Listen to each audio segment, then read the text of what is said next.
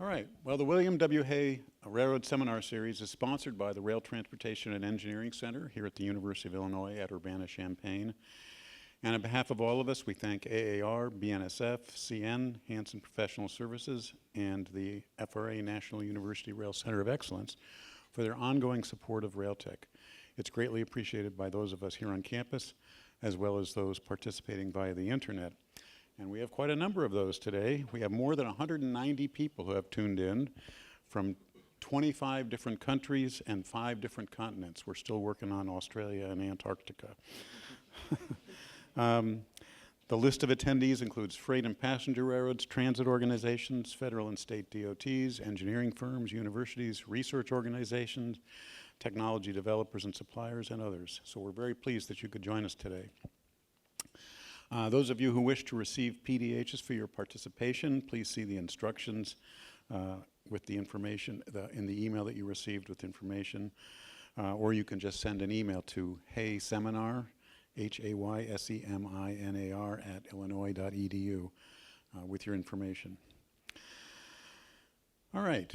Well, now to introduce the topic of our presentation today. I think most of us understand that railways must manage complex networks of assets. They're very large, capital-intensive organizations.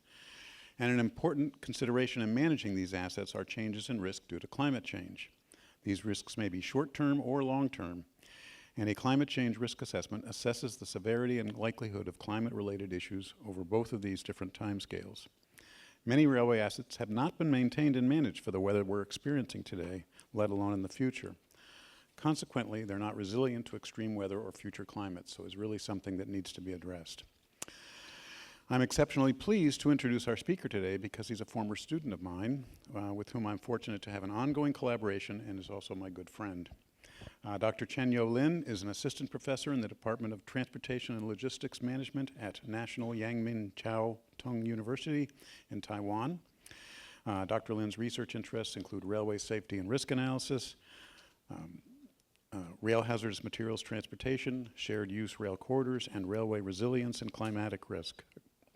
Dr. Lin obtained his bachelor's degree from National Taiwan University and a master's and PhD from here, the University of Illinois at Urbana-Champaign, all in civil and environmental engineering. I'm very pleased to introduce Dr. Chen-Yu Lin, who will present his seminar entitled Adapting to Future Climate for Railway Systems.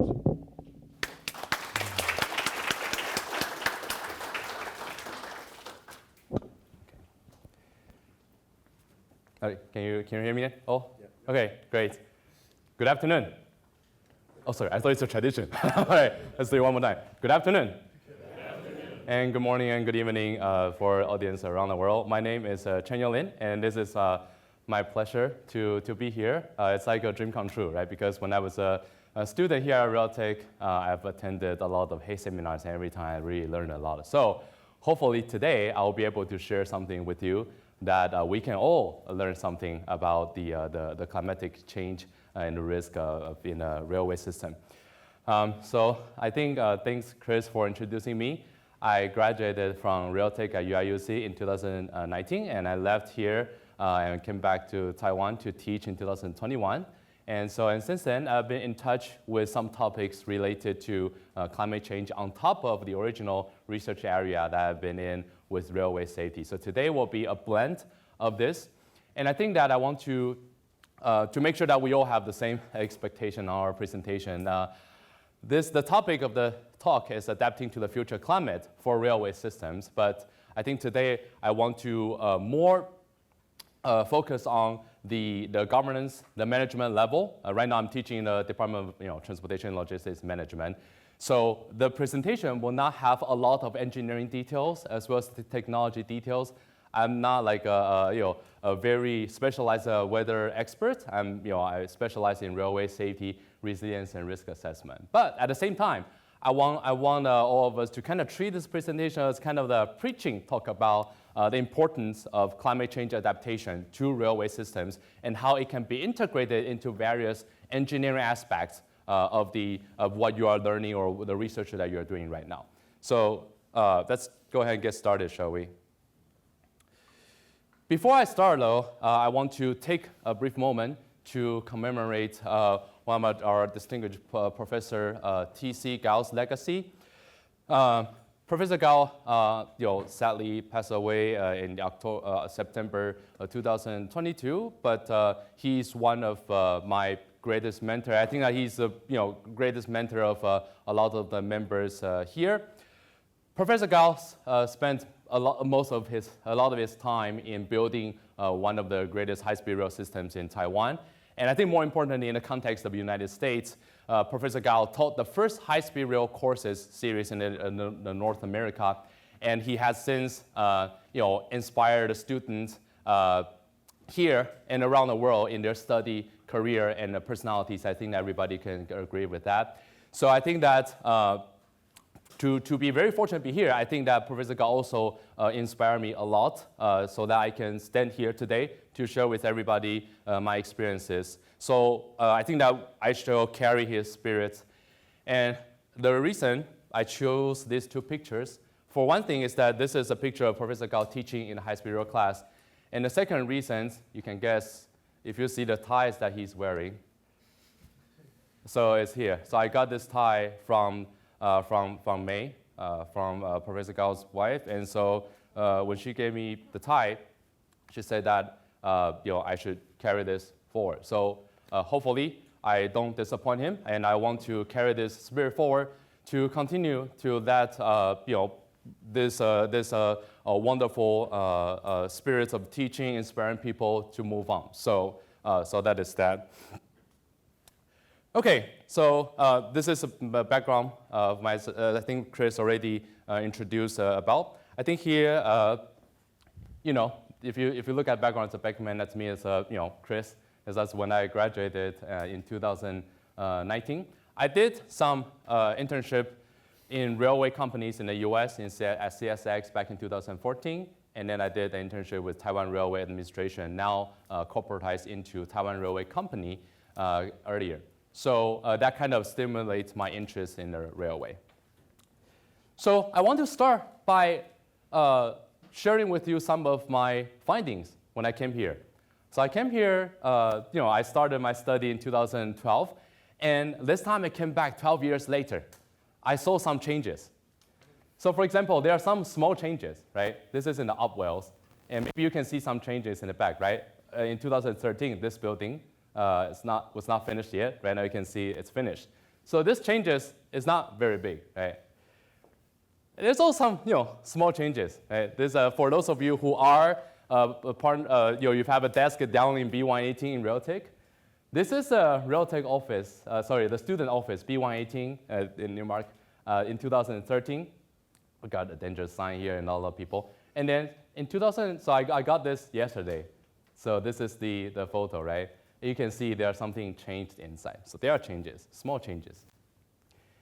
There are some moderate changes, right? For example, my desk, right? This is my desk in B118.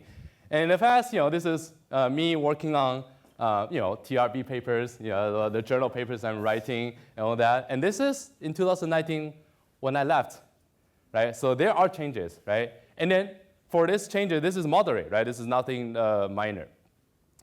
And of course, there are some significant changes, right? So we have a new building for the hydro lab, and also we got this bridge. And this is when it was, in 2019. So even with a short period of time, you can have big changes. So the key point, the takeaway here is what? We can have small changes over the long period of time. We can have small changes through the short period of time. We can have significant changes through a long period of time. We can also have significant changes through short period of time. What do we do with the changes? Well, we have to adapt. We have to adapt to changes, no matter if it's your environment, no matter if it's new technology, no matter a lot of different things, right?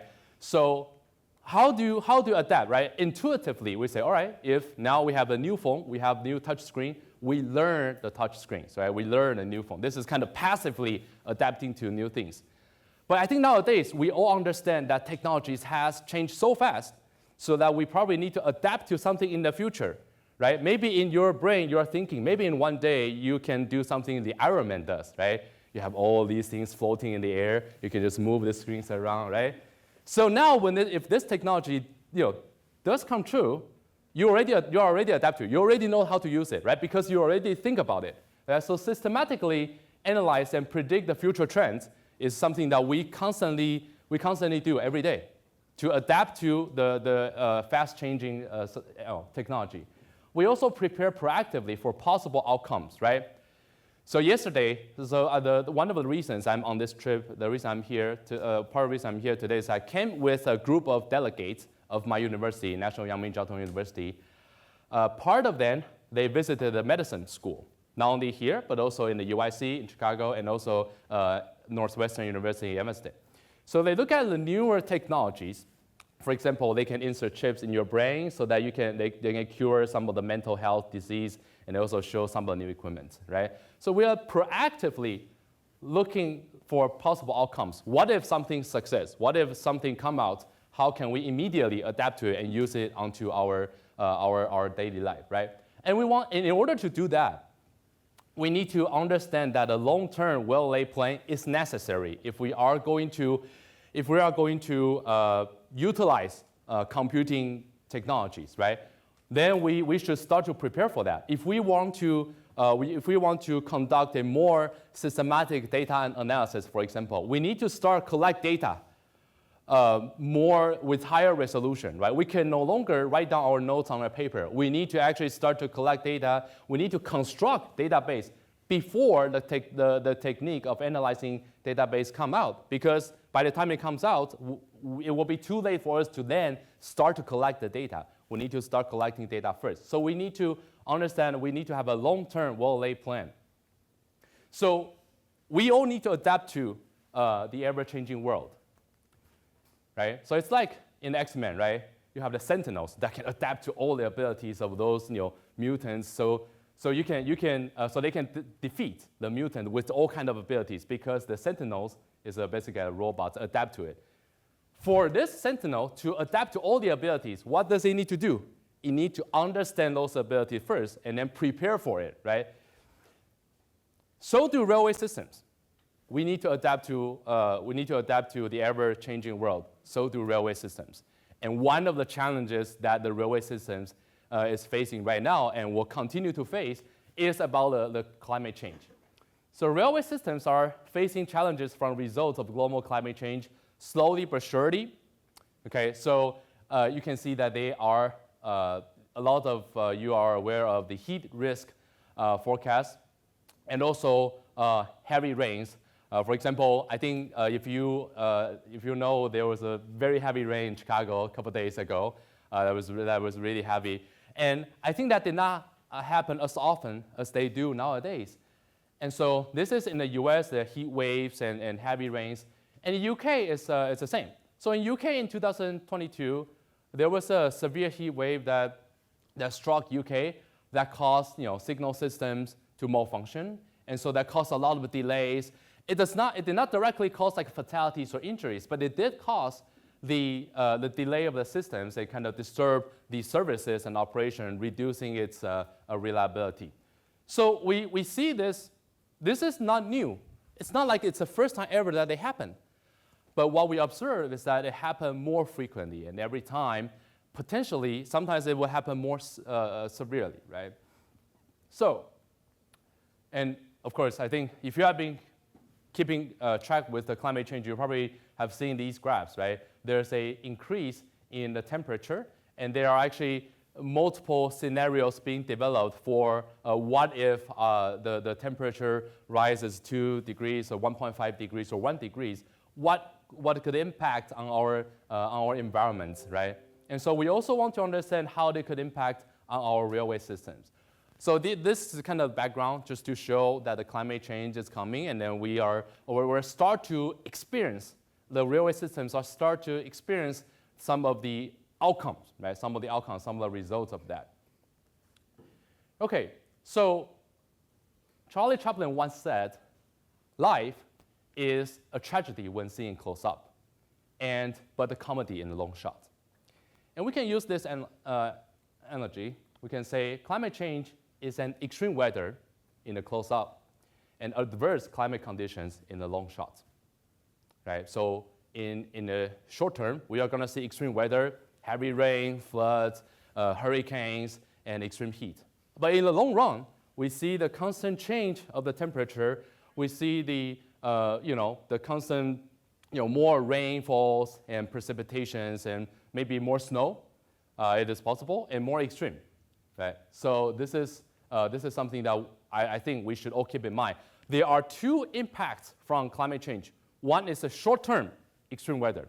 Right? It happened within a day or two that severely damage infrastructures and whatnot. And then there is a long-term impact. It's a long-term impact. In the background, for example, the temperature rises, so that increases the risk of track buckling, for example. And we're going to see that more often. So here are selected impact of climate change to railway systems. There are a couple of more obvious ones. For example, the heat waves that potentially could cause track buckling, signal damage, and power supply issues. And there's a rising sea level risks that could potentially cause a track flooding, corrosion of the railway, and erosion of the railway infrastructure. There's also the heavy rainfall, the intensive precipitation that could cause landsliding, lightning strikes, and the washouts. So here I want to emphasize one thing. Again, these are not new, but what's new is that the key issue is that not only the occurrence of these events, if they have not occurred before, so it's not only the matter of they did not occur before, they occur now. It's also a matter of the more frequent occurrences of those events, and also the more severe consequence of these events. Right? That's what we need to prepare for in the future. Not only the new events, but also the existing events, but more frequent and or more severe.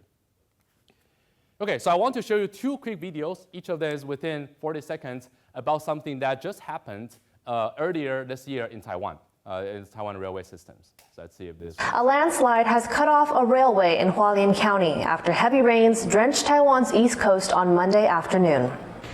Passengers on one train say they heard the sound of rocks striking the carriage roof as the train came to a stop. The Taiwan Railway Company says the ongoing rains are stopping crews from moving in to make repairs. Meanwhile, a series of earthquakes rocked Taiwan's east coast on Monday evening, with a noticeable shaking felt in Taipei in the north. The country is still recovering from a massive earthquake that hit Hualien on April 3rd. Okay, so that's the first one. And then there's another one. A rock slide has hit a train in eastern Taiwan, injuring the driver and 7 passengers. The train was passing through a tunnel at around 5 p.m. on Friday when falling rocks and debris smashed into it. The impact derailed one of its carriages, forcing it to stop quickly. The train's driver suffered a broken hand, and more than 500 passengers who were on board were transported to nearby Hualien. Heavy rains in recent days have caused the soil in Taiwan's mountains east to loosen, leading to multiple big landslides. Okay, so the thing here is that these two events occurred within months. And so in the past, Taiwan it's pretty mountainous, so we expect that there will be rainfalls, sometimes there will be floodings. But it will also, the railway systems usually are constructed in a way that they can resist some of the rainfalls and floods to some level. But the occurrences of two consecutive events of washout of the tracks is not seen very often in the past, right? So this is something that has changed. And then if we have this level, more extreme level of the rainfalls more frequently, then the tracks will never recover. Right? Because by the time you recover, then the rain comes again, and then it's washed out again, right? So the one research that my colleagues in Taiwan as well as in the UK, we are collaborating on the research projects that try to develop a framework to deal with climate change. So we want to develop a framework to properly define, execute, evaluate, and enhance climate change adaptation. So I want to bring what we mentioned about how we adapt to our daily life in ever-changing world here again. So we want to systematically analyze and predict future climate trends amid railway systems. We want to prepare proactively for possible effects of extreme weather and adverse climate conditions on railway systems. We want to address and manage climatic risks. We want to develop a long-term plan to incorporate climate change adaptation in railway system, safety and risk management, railway assets management, and railway resilience. So echoing what I said in the beginning, today I won't get into a lot of engineering details, calculations of structures, of the structural integrity of infrastructure, but I want to look at a higher level. What do we mean by adaptation? A lot of people will say, "Whoa, we are already adapting to our railway system. We are building this, floodgates. We are maintaining our slopes so that it can resist landslides." But this is for now. Has the railway company or the operator or the government agency think about the preventive measures in the future, 20 years, 30 years? How do we justify such measures? Because sometimes if we want to do something for 30 years later, 50 years later, well, we cannot even take care of our railway. Right now, how do we take care of our railway in the future? But we need to plan this out. We need to be able to prioritize. So maybe at the end, we're still doing some measures right now, but this is as a result of our risk analysis that's being prioritized. But there's something else that's arranged up in the future to do. Right now, a lot of the railways in Taiwan and UK have not been developing such a systematic ways and procedures to do that. And the research that I'm trying to achieve is this, a framework that provides like a guidance or like the best practices for railway operators, for government agencies, from top down, to be able to pave out the way to adapt to the future climate change, right? Not just a single preventive measures in the local area because this area experienced extreme weather in the past couple of months. Not only that, look at the system level, looking at the management level. Okay, so this is the ongoing projects. It's called Benchmarking of Railway Infrastructure, Sustainability, and Resilience under Climate Change. The two main purposes is to review and compare railway adaptation policies on climate change-related risks, and also defining key performance indicators as part of the general framework for climate preparedness. In other words, how do we know, how can we evaluate a railroad company is prepared for climate change? Okay, so that's we want to develop a measurement metrics. This project is partnered with Dr. Marcelo Bloomfield, Dr. Rachel Fisher at University of Birmingham, in Birmingham Center for Railway Research and Education, and also with one of my master's students in Taiwan at National Yangming Jiao Tong University. The project is funded by BCRE and National Science and Technology Council, as well as Yusan Fellow Program in Taiwan, and also the Royal Society in UK. So I want to show this figure first to show like the relevancy of the system that we're talking about. We first need to define the system. So the railway has, of course, we have infrastructure, and we have the rolling stock, and we have the signal and train control system, we have the power systems, we have the drainage systems, and we also have this power systems that provides electricity if it's electrified lines. So these are all the systems around where the train is operating that will be relevant and will be under the impact of extreme weather or climate change. I also want to introduce as a background information about the resilience curve. So maybe some of you have heard about the resilience curve. It basically describes how a system can endure and can recover from a disturbance, right? So assume that we have a system performance level, like the number of trains that you can dispatch one day, the scheduled trains, and the timetable.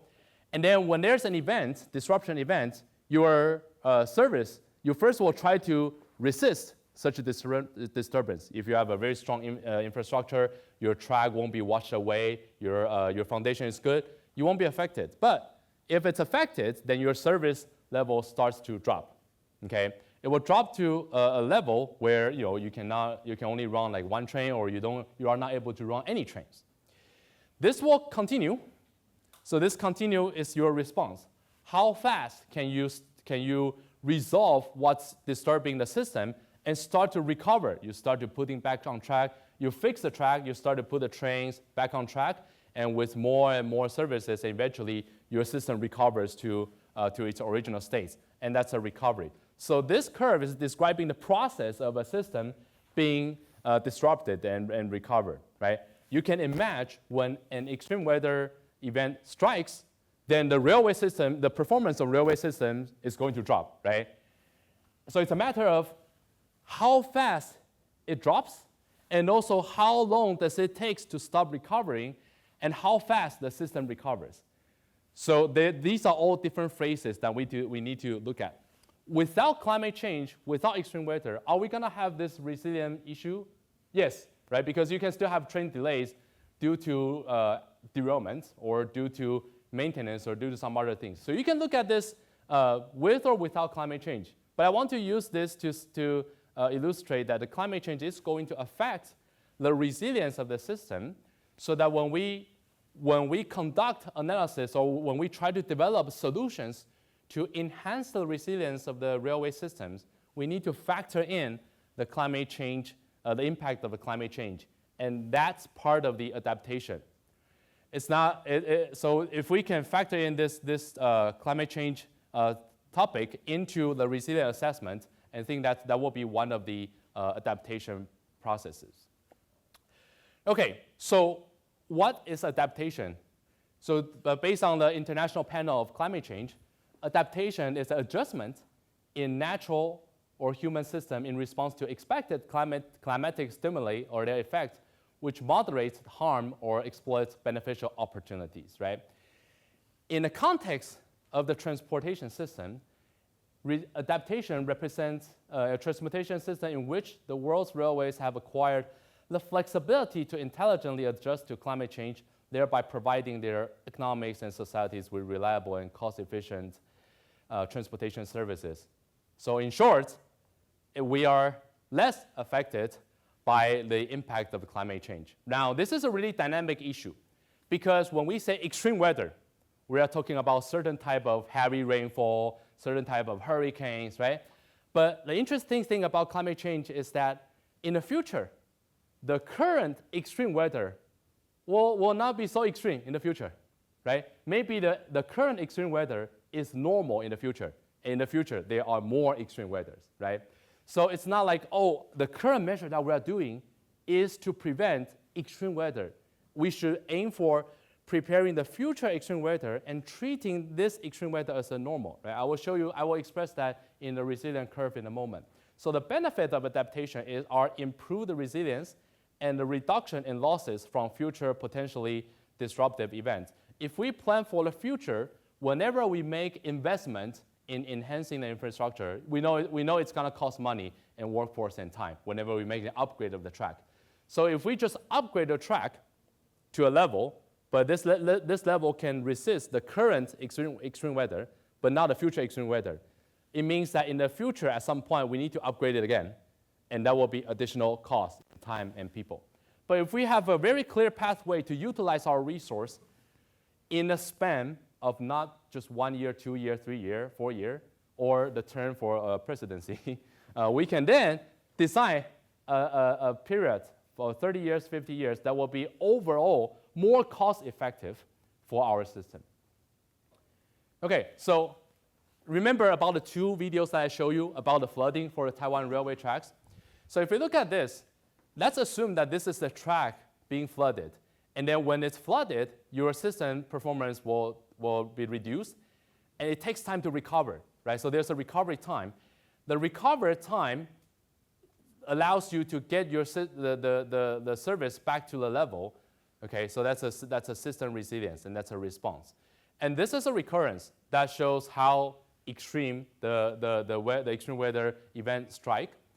Now, if we don't do anything, but the extreme weather become more frequent or become more severe, then every time before you get your service back to the original level, another extreme weather strikes, and then your service continues to go down. You never get back to your original level, so your system cannot sustain. Your system eventually will fail. You cannot run any trains. It will take a lot of time and cost to fix the tracks. So this is what we want to prevent. Right? This is what we want to prevent.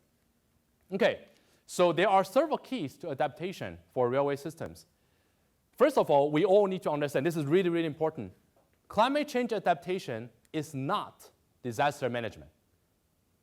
Yeah, I should say this. It's not just disaster management. Because in Taiwan, when we approach railway operators, we say, oh, we need to adapt to our climate change. And they say, yeah, we're doing that. We're trying to adapt. But what they are really doing is they are trying to prevent the existing extreme weather or the existing disasters like landslides, like floodings. But what they, I will not say, because I think they are trying, so I won't say they fail to do. I would say they still need to do more. There's a room for improvement for understanding what's coming in the future. For example, certain track sections of the track, they probably don't have flooding problem right now, even under the current rainfall level. They probably don't have the flooding problem right now, but maybe 10 years later, they might have. And this is, you can get this prediction from the forecast of the climate, future climate and whatnot. But have they thought about that? And then have they tried to plan out that? Do they know in the next 10 years, they need to find some funding to design preventive measures in that location that seemingly don't have any problem right now? Okay, so that is adaptation on top of the disaster management.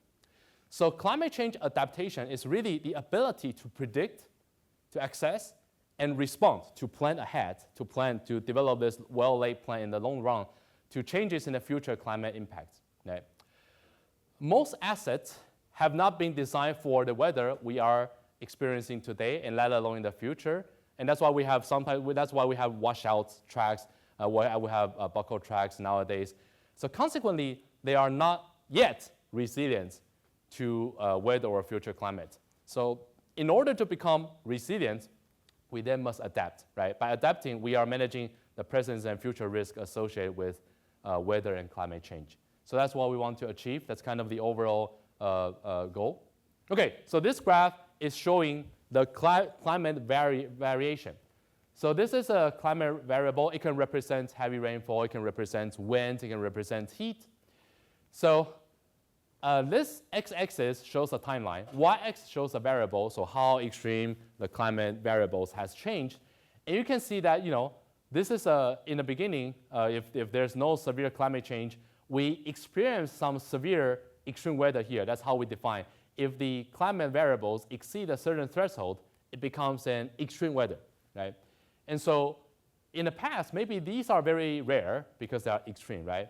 But in the future, there will be more this kind of weather that it becomes a new normal. It's not extreme anymore. So if we does not change our infrastructure, if we does not adapt, then in the future our infrastructure cannot handle that many extreme weather because our infrastructure has not been designed for that. So we need to add the adaptation. We need to have the original coping range plus the adaptation. So I think that's really important. And of course, it's not going to be a jump start. It's going to be a gradual line to do that because from here to here, it costs a lot of things. Right? So to make it more from risk perspective, we want to make sure that our risk is controlled in an acceptable range. Right? So in the past, we only have very small chance of the extreme weather, right? So this is an extreme weather at present. So the risk is acceptable right now, right? But in the future, the risk will not be acceptable if we does not increase our capability to cope with the climate change, okay? So here's what I mentioned before. The existing extreme will become the business as usual, will become more normal, okay? And so we need to enhance resilience to adapt to climate change in order to raise the threshold so that our system is stronger and be able to cope with that. So there is Dr. Lin, how to do the adaptation then? Well, from the management perspective, we need to first understand the regional climate, which I think that a lot of the places have been doing this really well. We are able to predict the future climates. But what's next? We need to identify areas where additional data and information are required for future iterations of real climate change adaptation. Nowadays, if we look at the database that we have in the railroad companies, for example, the accident database, the failure database, the inspection databases, they might not contain pertinent information for us to merge that with the future climate change predictions and develop for example, a statistical analysis or comprehensive analysis of the correlation, right? So we need to first think about what we need in order to analyze the climatic risk in the future, and then we need to go back and say what data we need to start collecting right now, so that in the future we will have important data to analyze. So we need to understand the links between the weather and disruption, and we need to develop new information to address this knowledge gap, and we need to develop international analogs. So I'm doing on my other research project, I'm analyzing the AFRI accident database to understand the relationships between the extreme weather events and the regional climate conditions, as well as the infrastructure characteristics. And that's an ongoing research that I can share in the future if the results comes out. And we also have been doing, there's analogs that I will show in the later slides to show what's a prediction of the future climate in one region using the existing weather from other regions. Right, that's analog. We also want to link climate-related risks to corporate objectives. This is related to the framework that I'm going to propose later in the slides to examine how an organization is capable of climate change adaptation. We also want to update the risk appraisal and representative risks. This is an iterative process that we need to do constantly. We need to properly access and manage the cost of adaptation measures, right? So this is related to the asset management and risk management. In the assets management, we look at the life cycle cost for infrastructure, for rolling stock, for our equipment, and everything.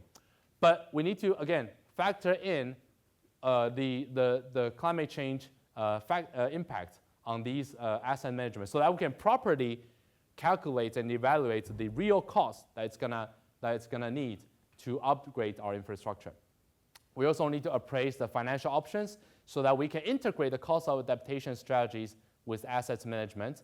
We also need to identify the financial crossover points, and we need to also focus on the whole life value of our infrastructure. Okay, so here is a framework developed by Dr. Andrew Quinn from University of Birmingham, and now it's adapted by the UIC. So here we have the framework that basically break down the adaptation into two parts. We first have the identification. So this really resembles the whole process of risk management, right? We identify risk, we first define the risk, we identify the risk, we assess the risk, we develop mitigation strategies, we then evaluate the effectiveness of mitigation strategies.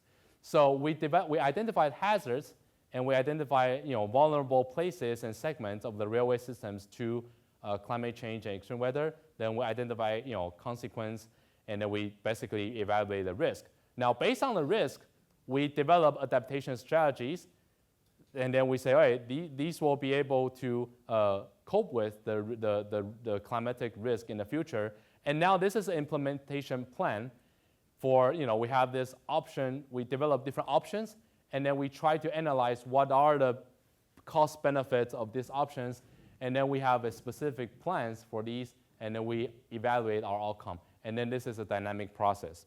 Now this is really theoretical. We say, well, we know this, but how can we do that? And I think this is where the governance part will come in, where this should be implemented from a top-down structure. So we should, the government and regulators should be able to provide guidance and authority to allow such implementation and analysis, so that the operators will have the support to do that. Otherwise, a lot of times all these adaptation strategies will be costly and sometimes will not be justified if the model used to evaluate the cost does not include the consideration of climatic risk in the future. Okay, so let's look at a couple of components in that framework. And again, today it's about this framework, so not a lot of technical details, but I do want to bring out some examples. So for prediction of the climate, a lot of times we cannot predict what we don't know yet, we don't know what's going to happen yet, but we can do some analogs. So for example, back in 2016, there was a research being done in UK, try to understand what will be the future climate 30 years later, 50 years later for different regions in UK. How will that resemble some of the climate conditions right now somewhere else around the world? So then they compare and they look at the different weather conditions elsewhere in the world outside of UK. So they try to find so they develop a matrix, basically an index to look at the similarity. So that's similarity index. So quickly briefing you the results. So for different region in UK, for example, Southern England, they say that, okay, mid-21st century, what will be the climate and weather look like in Southern England? It will, the best location then will be northern and western France now. So you say, okay, so the weather conditions, the climate conditions will change in Southern England. By the mid-21st century, it will look like this, right? And there are other locations, right? Why do we do this? Well, for one thing is that if we can predict the future climate of some place will look like somewhere else that's there, right? In order to develop adaptation strategies, we can learn from them first. We don't have to reinvent the wheels, right? We can just, we can go there and see, oh, how do you handle your current climate? So how they handle the current climate can be how they handle the future climate, right? To some level. Maybe not comprehensively, but this is a good starting point. So this is a way of doing that. This is a benefit of doing the analog. And you'll be able to look at, if you are more interested in, I think they have a very comprehensive analysis on this analog. Okay, and then we talk about the risk assessment, right? Typically, we say the risk assessment comprises two parts. One is the likelihood of a hazardous event, and then there is a consequence of that hazardous event if it occurs. In the context of climate change and climate change adaptation, there are four elements based on the most recent reports. One is identification of hazards, and then the second one is the exposure. So what is the area, what are the people, infrastructure, environments that will be impacted by a specific climatic hazards. And then there's the vulnerability that, that's basically look at how fragile, so you can be exposed to a weather, extreme weather, but you won't be affected. You won't feel that much. So the track can be exposed to rainfall, and train can still run on it. But the vulnerability says that, well, what is the likelihood of this track being exposed to a rainfall, and then the ballast there will be a washout, and the train cannot run on it anymore. So this is the vulnerability assessment. This is kind of a more advanced risk assessment, so to speak. And then this is a response and evaluation. Okay, so risk in the climate change adaptation content is a function of hazards, exposure, vulnerability, and response. Okay, there are different countries and railway operators, they have been trying to establish the framework for climate change adaptation and risk assessment. For example, this is the Adaptation Railway Infrastructure to Climate Change, ARISCC. This is a collation of multiple railway infrastructure owners and operators in Europe. So they tried to develop this framework to collect data and then to develop certain, I think the most important part here is to look at the climate prediction in the future here, and also the incident accident database here. And also, again, the more detailed data on infrastructure assets, and then basically analyze those to develop the vulnerability maps, and then to analyze and try to come up with strategies to prevent the risk. So they want to quantify the potential risk for climate change in the future, okay, and develop the priority. So they are also, UIC also has been developing this Resilient Railway Facing Climate Change REFA program. And it's basically a series of programs that try to develop the sustainable transportation system, right? So they basically want to integrate different departments in the railway agencies like infrastructure department, rolling stock departments, and also the management department, so that they can come together to talk. Because a lot of time, railway companies, they have this, parallel departments that sometimes they don't necessarily integrate their information with each other. So this is really like a sharing platform among different railway companies, so that they can share their best practices and they can collect their intelligence together to come up with solutions for their railroad network. This is especially important in EU because their railroad networks are all connected. Okay. I won't go through too much detail here, but I think that if you, I'm more than happy to provide more information if you're interested in. But they have specific program that looks at heavy rains and temperature. I think that's their first two priority to analyze and to pool their resources from various railway, collaborating railway systems all together to look at solutions and best practices. So this is, for example, this is looking at heavy rains. So they look at how heavy rains can impact the railway infrastructure, including like a wash away of ballast, failure in signal equipment, and causing delays and all that. And then how do they contribute? They can combine experiences in managing these solutions from different parts of the railway sectors.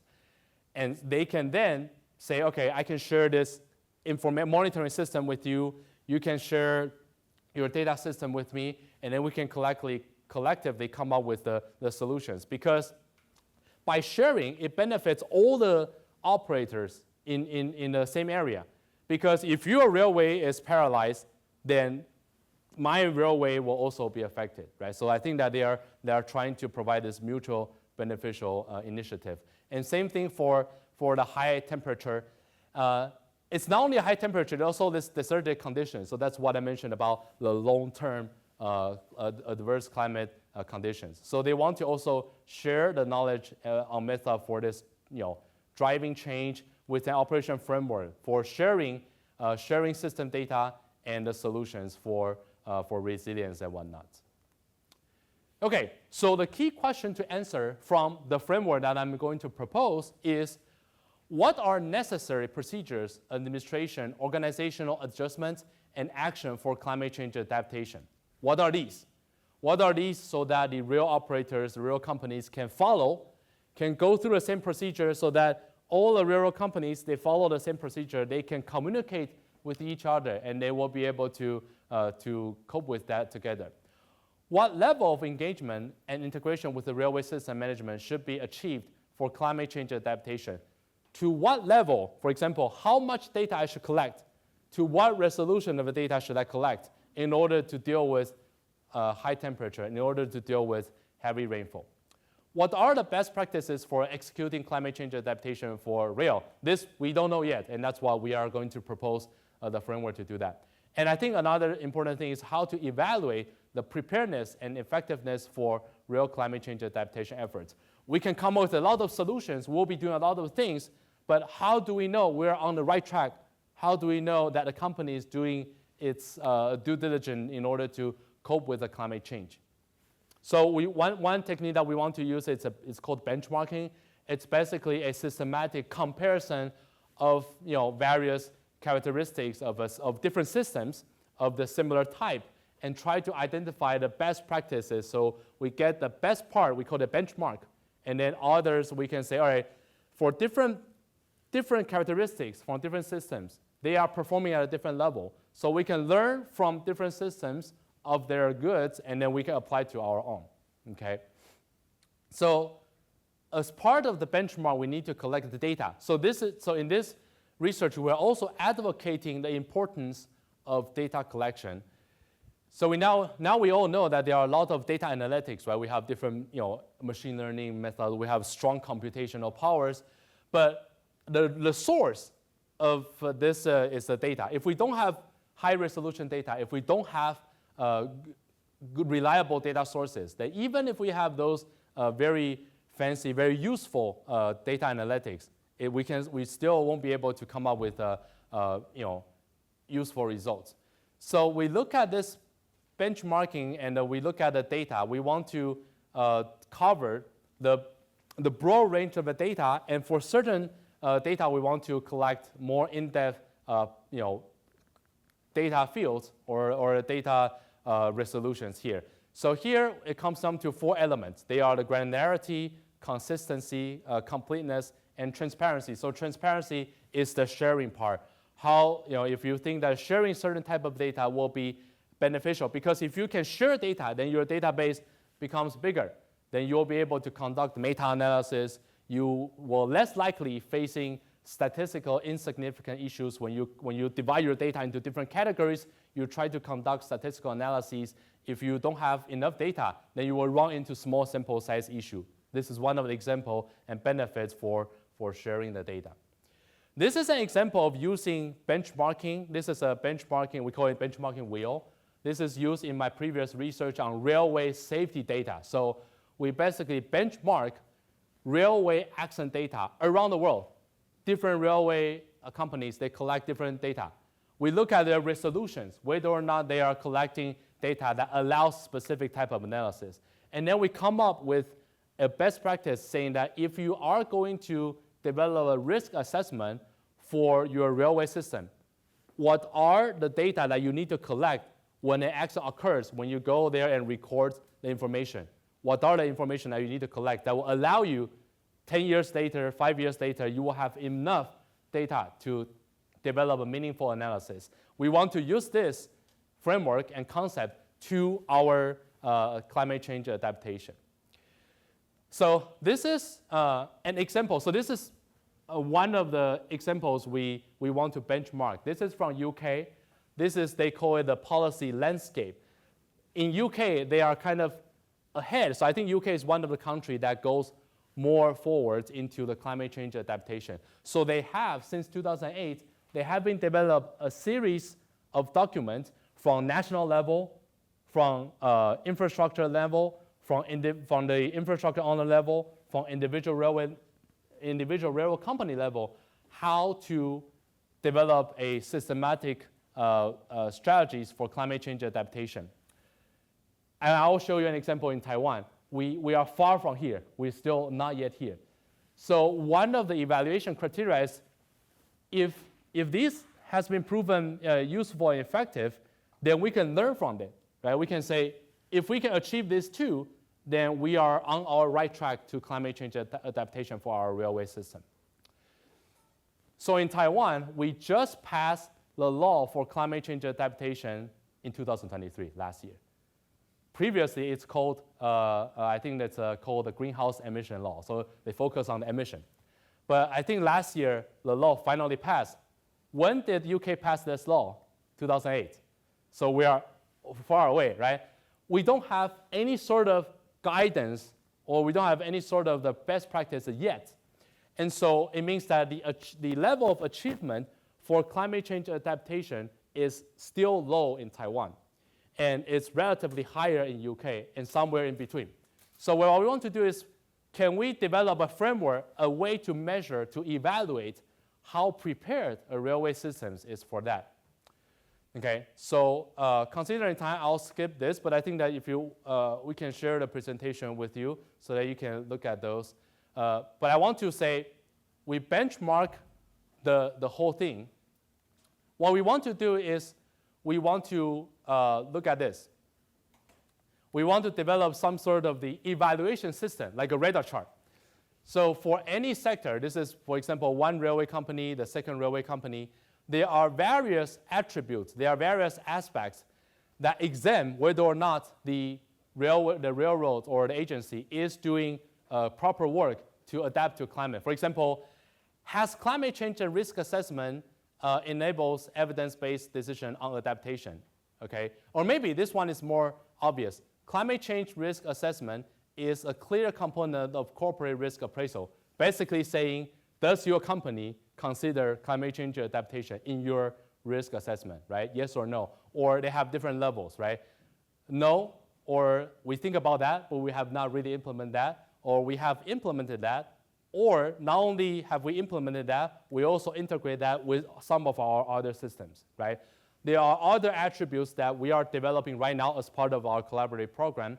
So we basically will come up with a checklist And we look at a railway company, we look at a government agency, we check, have you done this, have you done this, have you done this? We then evaluate the preparedness of the climate change adaptation. And we think that if we can get all the box checked, then I think that we're on the right track. That means that the system is going to prepare the long-term plan in the future for the climate change. Okay, so these are the expected outcome, best practices for the climate change adaptation, development of a maturity index for adaptation, and also assessment and benchmarking for the level of adaptation.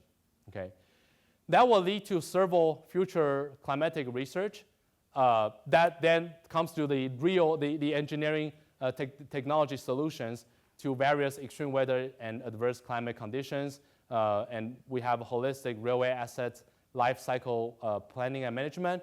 We also have the railway resilient design considering climatic risk. And then we have the comprehensive framework to evaluate the efficacy of climate change adaptation. So these are what can then support based on the framework that we develop in the future for climate change. So I think that some of the audience, I think here and online, are probably more professional than me on some of these engineering solutions and technology solutions. But first, we need to evaluate and understand where we are missing, what are we missing, where we are lacking and where is the room for the improvement. Okay.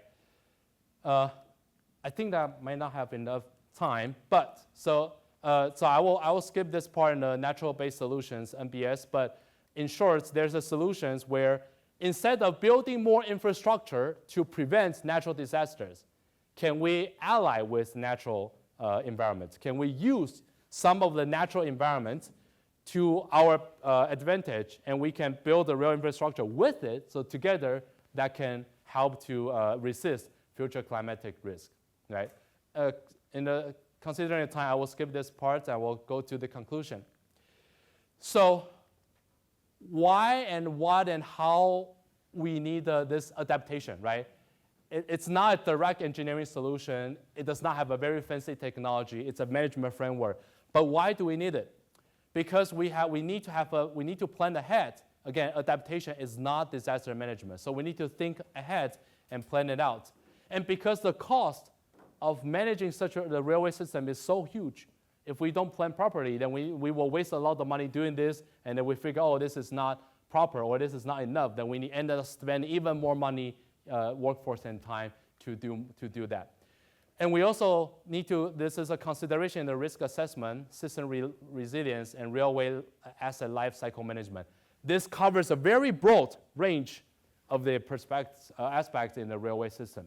So that's why we need to have this adaptation plan. Technology engineering solutions are on the way, but justification based on systematic and evidence supports are essential. In other words, we envision this framework will help us to justify what we want to do next. Because right now, if we say we are going to do this and that in the future to prevent future climate change, then they will say, well, but this is not justified. Do you have evidence? Do you have proof? Hopefully, the framework that we develop will allow people to follow this framework, and they can come up with evidence base to justify the preventive measures for the future. And then this execution must be top-down, and therefore the need for a high-level framework and performance evaluation metrics. These metrics will allow government agencies, supervising agencies to do the evaluation and provide maybe, justify the funds and justify the costs and all that. So that's what the framework tries to achieve. So, sorry for a long presentation, but the key takeaways for today are these. So the railway industry will inevitably face the impact from climate change. Climate change adaptation is the proactiveness and preparedness of a railway system to different stages of climate impact, not just one, but multiple. So you plan out your stage, eventually you get your very comprehensive infrastructure, but along the way you have this phasal approach to gradually upgrade your system so that at each stage, the upgrade system in the intermediate stage can resist the climate impact on that time frame, right? So this sounds really complicated, I know. It requires a lot of calculations and evaluation, but that's a point to plan this out. We also want to, so a long-term climate change adaptation must be carried out to justify improvement to railway infrastructure, operational practices, and asset management in the long run. So not just a short term in the long run. And finally, a comprehensive railway climate change adaptation framework and benchmarking to find out the best practices are necessary. So I hope that through this presentation, we now all understand the importance and the definition and the methodology for the adaptation for the future climate. And it's not just disaster management, it's a framework that allows us to systematically think through how can we carry out this long-term plan. And then the engineering solutions will come in, the risk assessment will come in, the data analysis will come in. But to build this framework, I think it's important because we're planning ahead for 50 years, maybe 100 years, for complicated systems such as railway. With that, I'm more than happy to take any questions or comment if there's time. If not, I have all my information here. And finally, I want to just thank again for Chris and Realtek and all the resources that allow me for me to stand here today to share with you the research that I'm doing. This picture is back in 2018. The Realtek, we have a gathering at, I think now it's closed, in the Branch 2 restaurant in Gibson City. It was a fun time. And many of my friends may or may not have a fun time doing their PhD, but I'm very lucky. I have a very fun time and very great memory throughout my PhD. And so that I think that will conclude my presentation, and thank you very much.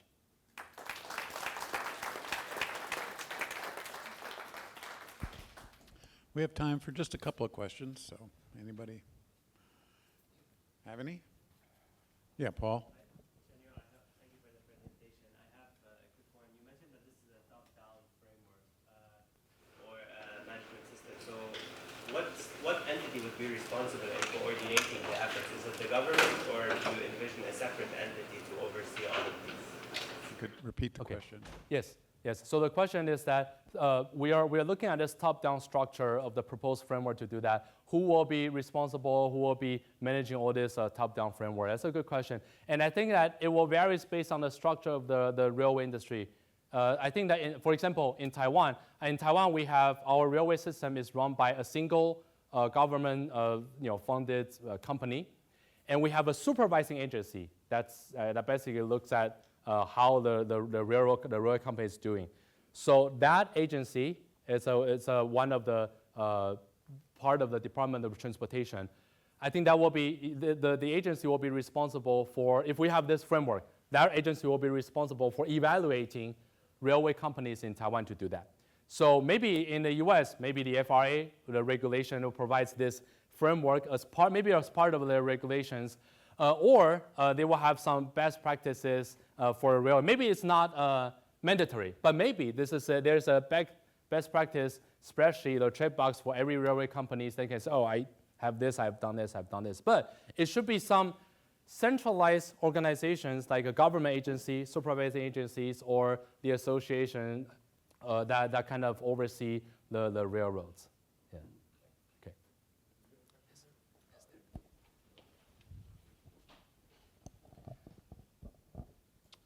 Okay. So my question is, I guess, a little more, like 20,000 feet in the air, I guess is the way to phrase it. I was wondering, with all this talk of like a holistic adaptation of the railway industry, do you think the rail industry is better poised to adapt to climate change than other transportation networks? Okay, so I think... Or I guess other transportation modes is a better, like the airline industry or the or like passenger vehicles. Do you mean railway in general is more ahead? Well, I guess is it in a better or worse position for that adaptation? Right. Compared to other modes of transport? Yes, and I think that railway itself has, because of the complexity of the railway system, so I think railway system has been developing a lot of these integrated management. For example, the assets management. So I think railway has been, it also varies country by country and system by system. As far as I understand, in UK, they have this, they collect the information, the assets information from different railways. And they also try to collect, because the infrastructure in the UK is owned by the Network Rail, so there's one entity that owns all the infrastructure. So they are able to kind of monitor from the system-wide to look at that. So when they are going to implement the adaptation strategies, they are at a better starting point. In the US, we have different railroad companies, and they all own their own infrastructure. And so then each railroad can do their own. But if they all want to achieve the same level of adaptation, then they need to do some information exchange and whatnot. But I think because, for example, like in the highway system, the cars are owned by, they are privately owned, and the road is the infrastructure, so it's more decentralized. But I think railway is more centralized. Usually railway will have infrastructure, power systems, and rolling stock all together. So I think in this sense, railway is at a slightly better position to start the adaptation because all their subsystems are more connected, and usually they can be more monitored or more managed by a fewer number of entities. Yes. Any other questions? Well, if not, then I think we can adjourn, but before we do, we have a few gifts for you. Wow, thank you. Here's a Railtech coaster. Thank you. Here's a Railtech tape measure. Very practical. Yes. This is a Railtech rocks glass. Yeah. This is a cutting tool, so you may want to put this in your checked luggage if you have checked luggage. Okay. Okay. Yeah. If you don't, we'll mail it to you or something. Okay. Sounds good. Okay. Thank you. Thanks for a fantastic. Thank you very much. Thank you.